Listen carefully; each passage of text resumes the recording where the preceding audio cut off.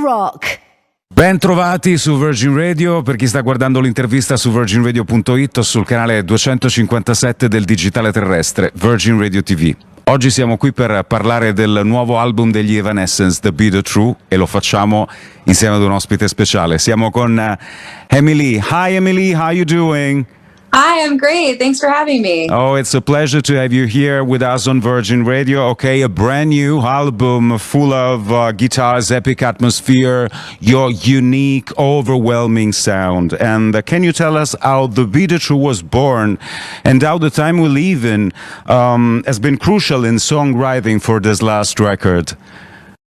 You know, the music on this album really has been growing and building over the past 10 years. Some of the songs that ended up coming into their full form were written a decade ago, like the beginnings of them.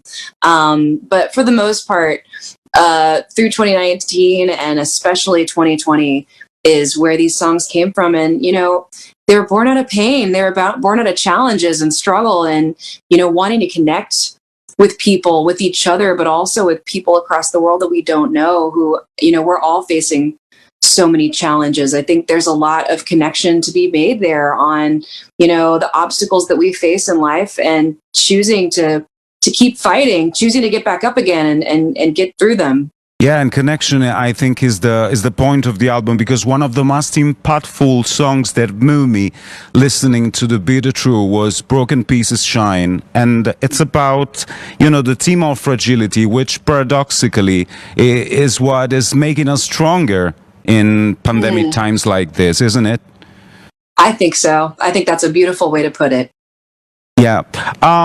As a radio host in the last 20 years, what make Evanescence unique since the very first time we heard you is the whirlwind of sensation you drag in the audience with your music. Alternative metal, but it's symphonic, there's the drama, there's the electronic influence. An iconic track of the new album that shows the whole for me is The Game Is Over. Can we go deep in this song? It's one of my favorite songs of the album. Thank you. It's one of our favorites too. That's actually the first song that was written, like, dedicated towards writing this album in this time. So when I got together with the guys, you know, for the first time in 2019, sitting in a circle in our old practice space with our instruments, just going, okay, who's got an idea? Let's write a song. This is the song that came out of that very first day. So it made us really excited because we, you know, were just sort of kind of getting a window into what we sounded like when we were together in a room making music in this time in 2019 and 2020. And it's exciting because we've been out there playing shows with this lineup in this time together over the past 6 years or so, quite a lot with the old material. But to hear what it really sounds like when we create something new and the excitement that goes along with that, and especially how rare that is for us. We don't make albums every year. It was just like our first step into, okay, let's do this. Okay, and you know, talking about the songs of the album, Wasted on You, you know, there's a point in where you say, you ask yourself if you will ever be the same. So I would start from this to make a little trip back in times, and what band journey has been over the past several years up to this last album, The Be The True. Oh man, I don't know how long your show is, but it has been a journey throughout my time in this band. We have come a long way, but I have really come to appreciate the origins as well in a way that I think there have been times definitely for me over the course of my life where I wanted to run from them. I'm seeing it all now in a different way. Like time can be more fluid than that. The past can still exist in the present, and who we are now wouldn't exist without what we've been through in the past. In a weird way, I'm grateful for the challenges and the obstacles that we've had to overcome and the fights that we've had to fight, because it's made us what we are now. And it's something resilient and something really strong. And the guys and Jen and I have really formed, especially through especially the challenges of this last year, really formed an incredible bond through working together and supporting each other personally and through the music. So I don't know. I can't sum up the journey. It's been wonderful. It's been terrible. It's been amazing. It's been terrifying. It's been so many things. Yeah. And we have to thank music in the times we live in, because I'm thinking about the value of freedom. Not giving up on freedom, even if sometimes the world we live in try to keep up luck in a box. And I think about a song like Use My Voice in The Be The True, and I think about the things we've seen in the last months, people marching for the Afro-American rights in the street, women united in the Me Too. And is the song taking origin from a political point of view, we can say, in the record, or where the inspiration for Use My Voice came from? Well, yes is the answer. Yes, it is. There's so much to stand up and fight against in the past few years. And we saw that, like you said, throughout our streets, through the Black Lives Matter movement, and of course, like the Me Too movement, so many things. This is a real time of awareness. And I think that is good. And it really does speak to something that is a parallel on the album, the title, the theme, the bitter truth. On one hand, that's my own personal journey. And, in a lot of ways, my bitter truth is the realization yet again that life is short and our time is precious, and not to waste it, because we're not going to be here forever. We don't know if we have tomorrow. But on the outside, looking at it as a world statement, the bitter truths, there are so many of them. And if we don't face them, if we don't face the things that are broken in our society and the things that need fixing, then they're never going to get better. So we can't sweep it under the rug. We can't let people tell us to be quiet. We have to use our voices and stand up for what's right, so that we can get to the next place and make a better future for future generations and for us right now. And I totally think it's possible. I think there's been a lot of really beautiful uprising in the world recently, and that it is very inspiring to all of us. Let's go back to the time you wrote the music history with Evanescence. It was 2004, and you won 2 Grammy. How much the Grammy changed the person you are today and made you the superstar you are today? I don't think changing a Grammy, I don't think winning a Grammy changes you. It didn't change me. It's a wonderful honor, when you're recognized for your work, for sure. That's huge. And, of course, the biggest thing is that now we're able to say that, like, yeah, I'm a Grammy winner. That's awesome. That earns us clout. But really, the more important thing to me is our incredible relationship with our fans, and how they have shown us over and over again, no matter how long we step away, they're always there for us. There have been times when we didn't have new music for years, and then we came back out and went on tour again just with the old stuff, and they were there by the thousands. I don't know how to explain how incredible that is, and how valuable that is, and how that really keeps the band alive in a lot of ways, because it feels like it's about something bigger than ourselves. It's cool to be in a band making music. It's a lot of work, but it's also a lot of fun. But it's worth so much more. It's not empty, and it's not alone, because it's about them. It's really become about something much bigger. And I'm mostly grateful for our fans more than anything, more than any award. I think about all the things you've done in the years, like the Synthesis, an album you played live with an orchestra, and you did with an orchestra. It's part of the musical universe of Evanescence. It's it's full of influence. It's symphonic. There's everything. There's the theatrical experience. It's like you give a word to the people coming to a show. And when was the last time you did a show in Italy? Maybe in Verona in 2019. Am I right? Yeah, I think that is right. That is the year. What do you remember of that place, of that moment? Last time we were there, it was like we were playing this old, like, Coliseum. Being from America, we don't have history like that. We don't have structures that are like thousands of years old. Our country is just still new. So it's always been extremely inspiring to me to go to places where their history and their society has existed for that long, and there are still actual physical things that you can touch from another time. It's like time travel. It's fascinating, and it makes me feel a weird sense of like connection to the universe. And I remember playing this big, beautiful old Coliseum to, I mean, just so many beautiful people, and just being moved by it, seeing just all the big columns all around us. I don't know how to sum that up. You know what we did after that show was over? It was like, I don't know, 12:30 or 1 a.m. But by the time we finally got out of there, and they had convinced the restaurant down the street to please stay open so we could eat dinner. And they did, and they let just us in, and we all went in, and we had this beautiful dinner with some of our friends from Italy who were there, who are you know, fans of our music, and were there and helped us and held the table, and with some of the band and crew, and we had a beautiful night. Yeah, and you know, I think Italian have always loved Evanescence since the very first time, and you know, because you give people all what people want from a show, a total experience, and like the last album, that it's a statement of what you did through the years, but it's a proof you evolved in something different. Like, I mean, I was moved from every single song from the album, but the one I like particularly quite at the end was Far From Heaven. That looks like a song that lets you release all the emotion of the previous track. Did you conceive the album as a climax? I mean, the position of the song in the track list are... Oh, yeah. They weren't written for their order mostly. Some pieces were.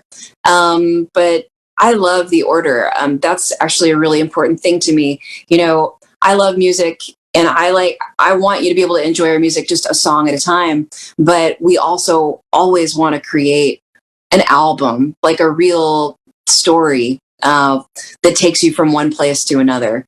And thematically, I wanted it to sort of have a bit of an arc that takes you from beginning at the ground zero, at the moment of impact, at the tragedy, and then for the rest of the album, for the most part, to be moving upward and outward from that. And there's different turns along the way through it, but where it ends is a place really of looking at the future with hope and love towards that. Far From Heaven is, you know, a darker moment on the album. That's me really processing my grief, which has been a big thing for me in this time of the past few years after the loss of my brother, who I love so much forever. And he's always with me.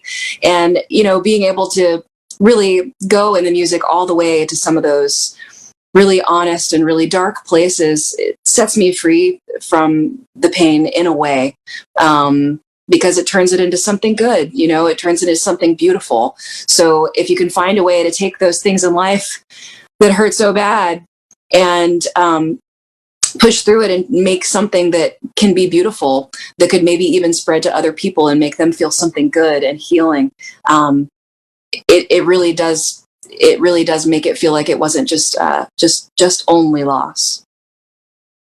And I know you have a very strong relationship with your producer, Nick Raskulinecz. Is the man behind so many successful records, from Foo Fighters to Korn, from Alice in Chains to Rush, just to name a bunch, and Evanescence, of course. Can you tell us what was the relationship with him, and how much has been important in the making of the album? Nick is amazing.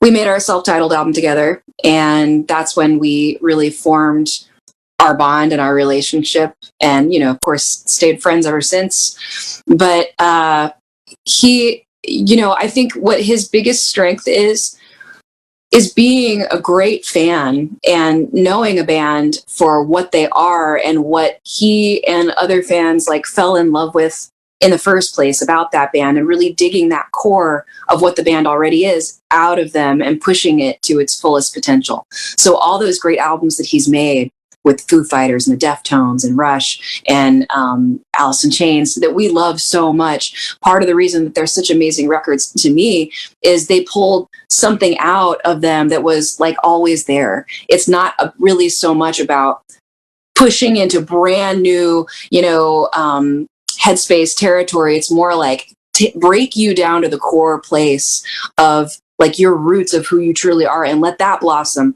into a new tree. So when we work with Nick, he really knows us, and there's no escaping that he is going to push every single one of us to be the very best that we can be, and he knows better. So he's never going to let you get away with it being just good or even just great. It's got to be your So best. you won't be out of the studios. You won't be out of the studios before you did the best. Yeah, that's right.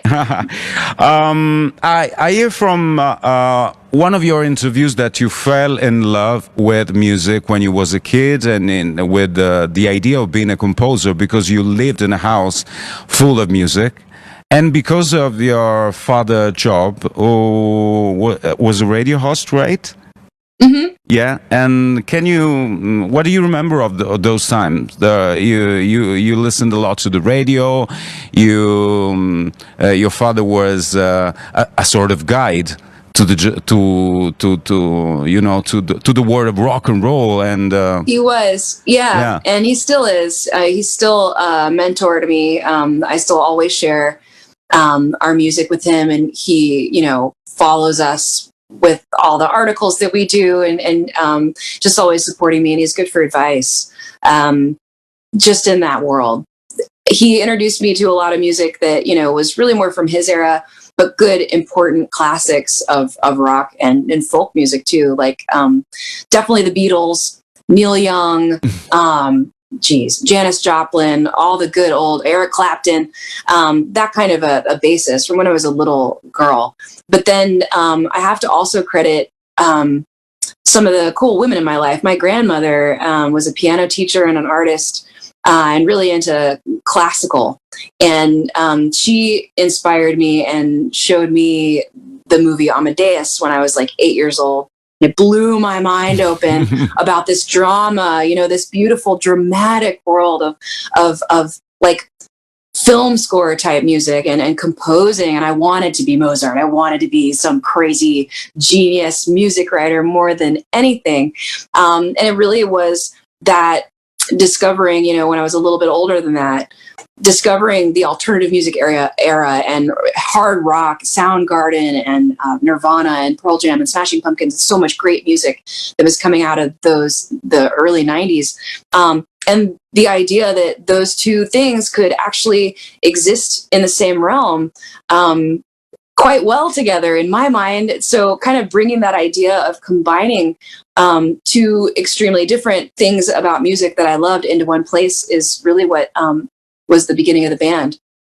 And we haven't talked about your sense of style and fashion because for a lot of fans you have always been an icon, even for the dress, for the stage costumes. And do you still design your stage clothes? And is there a dress or a piece from your videos or your show you're particularly fond of?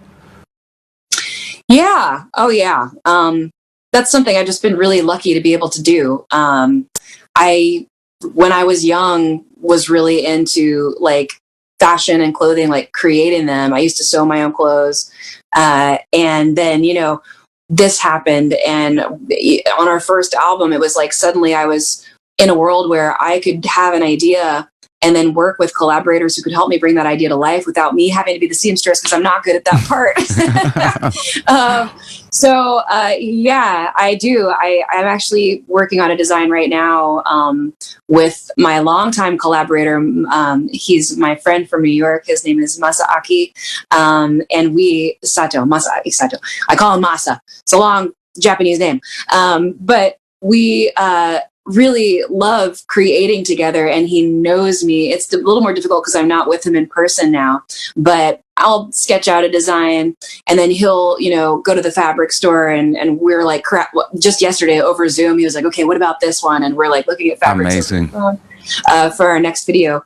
And it is just really awesome to be able to go across art forms to find that self-expression, because the music to me is visual in my mind from the film. Like when I see ideas for the music video, I get ideas and I get to collaborate with Eric Howell, and we're talking about what we want to do.